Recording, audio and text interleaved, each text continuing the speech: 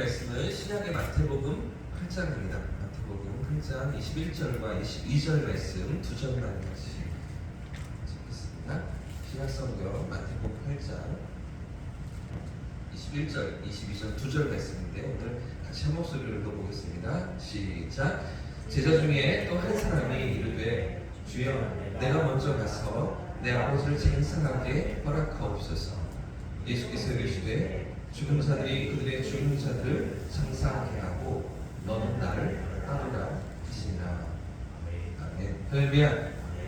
여러분의 은혜가 이번 한 주도 우리 삶을 인도하실 줄 믿습니다.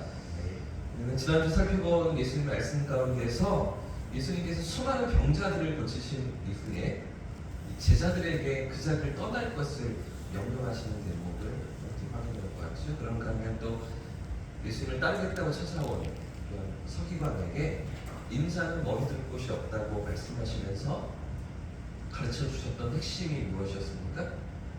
예수님이 이 땅에 오셔서 시작하셨고 또 세워가시며 완성해 가시는 하나님 나라가 어떤 모습입니까? 당시 유대인들이 기대하고 소망했던 꿈꿨던 세속적이고 현세적인 그런 나라가 아니었죠. 사람들이 생각하는 것처럼 사람들이 칭찬을 받고 인정을 얻고 높은 지위를 누리는 이런 것들이 아니라는 것을 예수님께서 말씀하고 계셨습니다. 오히려 큰 자가 작은 자를 섬기고요, 스승이 제자들의 발을 씻기는, 그러면서 많이 가진 자가 가난하고 연약한 자를 돌보는 그런 모습이 하나님의 나라라고 예수님 말씀하고 계셨는데요. 그래서 예수님께서 꿈꾸시는 그런 하나님의 나라를 세우시기 위해서 우리 주님이 어떤 길로 걸어가십니까? 만왕의 왕이신 그분이, 창조주이신 그분이 피조물들 가운데로 들어오셨잖아요. 그것만 아니라 피조물들을 위해서 당신의 목숨을 내어주십니다. 십자가의 길로 예수님께서 걸어가시는 것이죠. 모든 죄와 저주를 친히 짊어지시며 십자가에서 자신의 목숨을 내어주시는 그 길로 우리 주님 걸어가시잖아요. 방금 읽은 본문도 우리가 지난주에 살펴본 이 두 가지 사건, 제자들에게 바다를 건너가라, 갈릴리 바다를 건너가라 요구하신 사건과 또 서기관에게 인자는 머리 둘 곳이 없다라고 말씀하시면서 네가 생각하는 하나님의 나라가 아니다 라고 말씀하셨던 그 연장선상에 오늘 본문도 있는데요. 오늘 말씀을 보시면 이제 예수님을 따르던 제자들 가운데 한 사람이 질문합니다.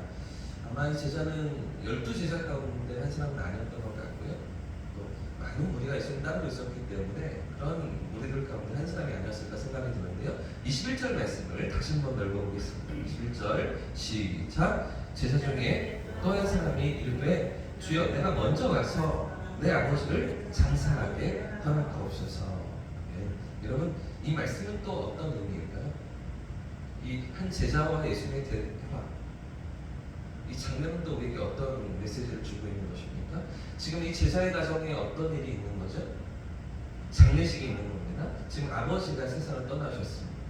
그럼 당장에 가서 장례를 치러야 하잖아요. 그렇죠? 누구라도 그렇게 하겠죠. 이건 뭐 예수님께 물어보고 말고 할 문제가 아닌 겁니다. 당연히 다녀와야 하는 일이겠죠. 자, 그런데 지금 이 제자는 이 장례에 대해서 예수님께 묻고 있습니다. 그래서 어떻게 될까요? 제가 다녀오려고 하는데 가도 되겠습니까? 라고 묻고 있고요. 이 질문에 대해서 예수님의 대답은 무엇입니까? 가라는 이야기입니까? 가지 말라는 이야기입니까? 여러분 어떻게 보이십니까? 가지 말라는 이야기가 보이시죠? 맞습니다. 가지 말라는 예수님의 대답이십니다. 자, 그럼 문제는 우리 예수님 너무 매정하신 거 아닌가 하는 거죠. 어떻게 가족의 장례식, 그것도 아버지의 장례식을 치르지 말라라고 하시는 거죠. 어떻게 아버지가 돌아가셨는데 그 장례를 챙기지 말라고 말씀하시는 것인가? 사실 이 제자가 요청했던 아버지의 장례를 치르는 일은 당시에 유대 사회에서 아주 중요한 일이었습니다. 어느 율법을 지키는 것보다 더욱 중요한 일이 가족의 장례를 지키는 일이었는데요. 그래서 모세를 통해 주신 율법에서도 구약에 부정한 것들을 다 이렇게 멀리하고 부정한 것들로부터 자신을 지켜야 했던 제사장들조차도 이 가족의 장례는 허용하셨습니다. 가족의 시신을 만질 수 있도록 하나님이 허용하셨던 게 구약의 율법이었습니다. 대제사장을 만질 수가 없습니다. 그러나 제사장들조차 레위인들조차 가족의 장례는 치를 수 있도록 허용하신 것이 하나님 주신 구약의 율법이었던 것이죠. 그뿐 아니라 탈무드에 보시면 죽은 친척에 있는 자는 쉐마 이스라엘, 들으라 이스라엘 신명기 6장 말씀에 이 쉐마를 낭독하는 일들이 면제되었습니다. 또 하루에 3번씩 기도하던 그 기도 시간도 면제된다라고 가르쳐 주는 게 탈무드의 가르침이었던 거죠. 자, 그러니까 이런 사회적인 분위기 속에서 이 제자가 주님을 전적으로 따르기 전에 먼저 아버지의 장례를 장사하고 오겠다라고 하는 건 지극히 당연한 일입니다. 그렇죠? 꼭 해야 되는 일인 거죠. 너무나 자연스러운 그런 요청을 예수님께 하고 있는 겁니다. 자, 그런데 문제는 이에 대한 예수님의 대답이 있는 것입니다. 이어지는 22절 말씀도 같이 읽어보겠습니다. 시작. 예수께서 이르시되 죽은 자들이 그들의 죽은 자들을 장사하게 하고 너는 나를 따르라 하시니라. 여러분, 왜 예수님께서 거절하시는 것일까요? 왜 예수님이 지금 가지마 이렇게 말씀하시는 것일까요? 왜 아버지의 장례를 치르겠다는 제자를 말리시는 것입니까? 자, 이 구절에 대한 다양한 해석들이 있는데요. 3가지 정도를 오늘 생각해 볼게요. 첫 번째는 지금 아버지의 제자의 아버지가 돌아가신 게 아니라는 거죠. 당장 장례가 발생한 게 아니라는 겁니다. 자, 그러니까 이 제자가 지금 예수님께 요구하는 게 아버지가 죽을 때까지 집에 머물다가 그 후에 따르겠습니다. 이런 대답이라는 거죠. 그러니까 지금 장례가 생긴 것은 아닌데 아버지가 돌아가실 때가 멀지 않은 것 같으니 그러니 아버지가 돌아가시면 그때 따르겠습니다. 이렇게 말하고 있는 대목이라는 그런 해석이 있습니다. 그럼 다음 두 번째 해석은 당시의 유대인들의 장례 풍습에 있는데요. 당시 유대인들은 장례식을 2번 치렀습니다. 첫 번째 장례는 누군가 가족이 죽었을 때 시신 안에 모략과 침향을 넣고 세마포로 감싸지 않습니까? 나사로가 죽었을 때 그랬었고요. 예수님께서 돌아가셨을 때 세마포로 감싸게 되죠. 자, 그런 일들은 장례 절차를 거친 이후에 어디에 시신을 안지 않습니까? 동굴에 됩니다. 동굴에 큰 돌로 이제 문을 만들어 닫고 그리고서 1년 정도의 시간이 지나면 육체가 다 사라지고 이제 뼈만 남게 되잖아요.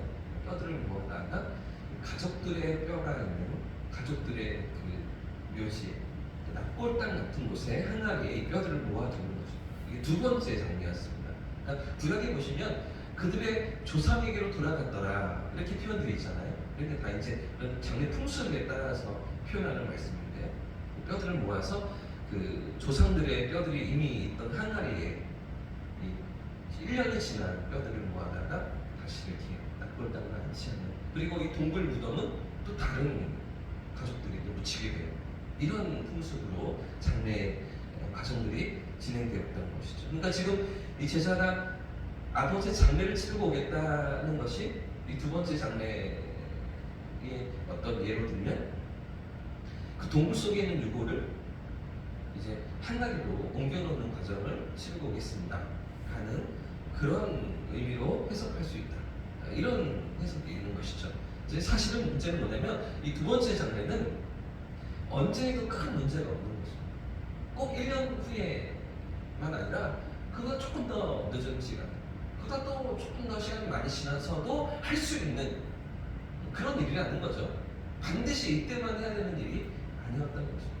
자, 그러니까 지금 이 2가지 해석에 따르면 아직 돌아가시지 않는데 돌아가실 것 같으니 장례를 치르고 오겠습니다 라는 어떤 그런 요구이거나, 그렇지 않으면 2번째 장례를 내가 해결하고서 오겠습니다 라는 이런 해석이든 이 모두 뭔가 핑계를 대면서 나를 따르라고 하시는 예수님의 부르심을 거절하는 그런 입장으로 볼 수가 있는 거죠. 사실 이 제자는 만약 그렇다면 첫 번째든 2번째든 예수님을 따를 마음이 없었던 거죠. 어떤 핑계라도 대면서 예수님의 부르심을 좀 물리치고 따르지 않으려고 하는 그런 마음이다라고 볼 수 있는 것이죠.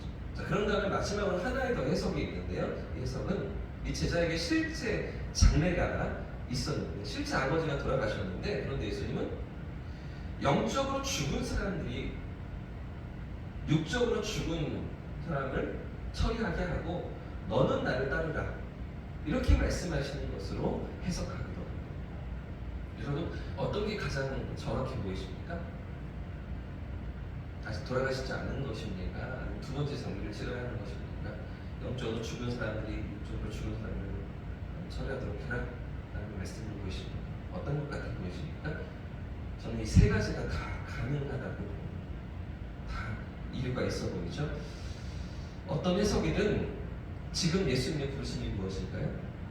22절 말씀에 너는 나를 따르라. 어떤 상황이든지 돌아가셨든지 그렇지 않든지 너는 나를 따르라 라고 말씀하시는 예수님의 부르심이죠.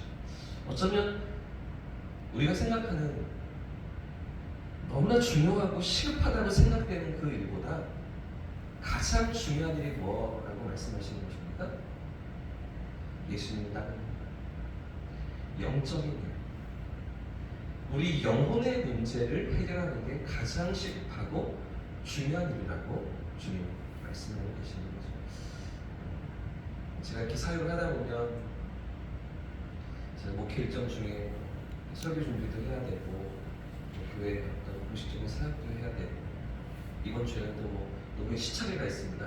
그런 모임도 참석해야 되고 4월달에는 노회 모임도 있고 그런데도 불구하고 다 즐겨도 가는 게 뭡니까? 장례식이잖아요. 장례가 생기면 그 어떤 일보다도 우선적으로 장례를 챙기고 가족들을 돌보고 하는 것 아니겠습니까? 근데 그보다 더 중요한 게 뭐라고 지금 말씀하시는 거예요? 우리 영혼의 문제라고 말씀하시는 거예요. 우리의 영혼이 과연 하나님 앞에 있는가 하는 거죠.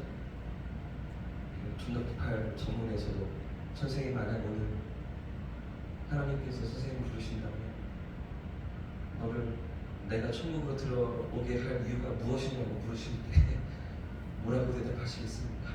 이러면서 질문을 시작하게 되는 우리의 영혼의 문제가 해결되었는가 하는 거죠.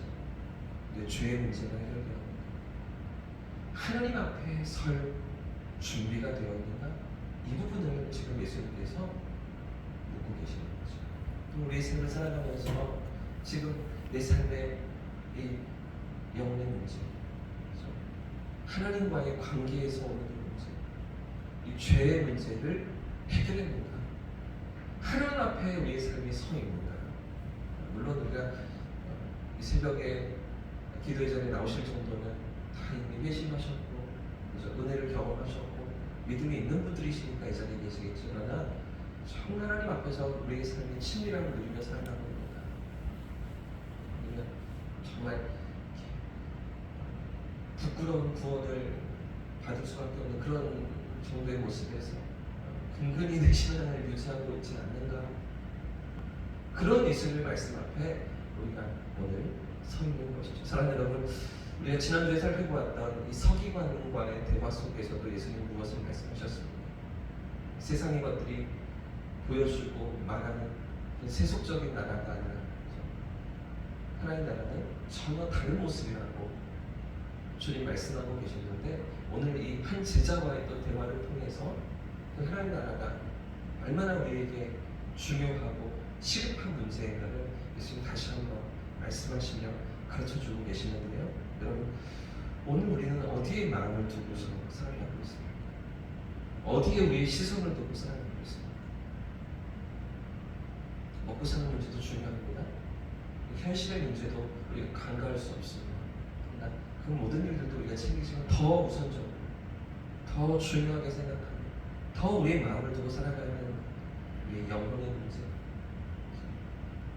하나님과의 관계의 문제, 그 영원한 나라를 바라보고 소망하는 그 시선을 가지고 이번 한 주를 살아가시는 우리 성도님들 되시기를 주님의 이름으로 축복합니다. 그런 하루가 되시기를 축복합니다. 함께 찬양하고 기도하겠습니다.